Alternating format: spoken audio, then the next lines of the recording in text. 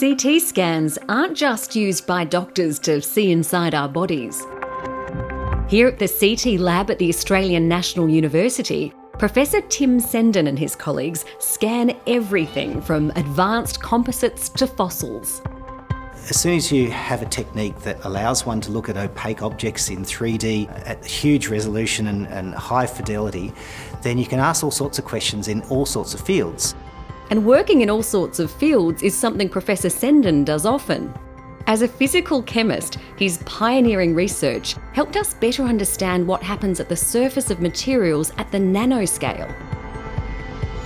The interface between sticky tape and the wall is one of the sorts of interfaces that we might study in surface chemistry.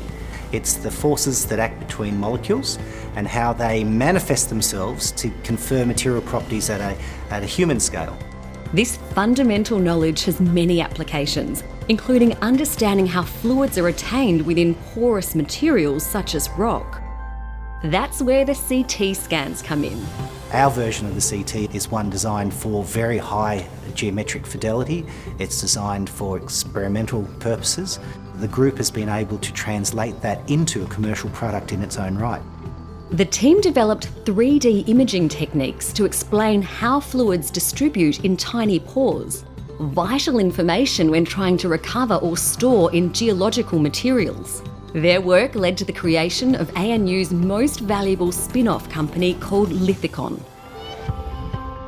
Professor Senden is a passionate advocate for translational research. In other words, converting results from basic research into results that directly benefit you and me.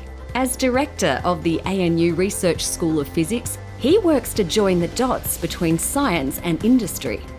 One of my great pleasures in my current role is to help others take risk in collaboration in that art of translation.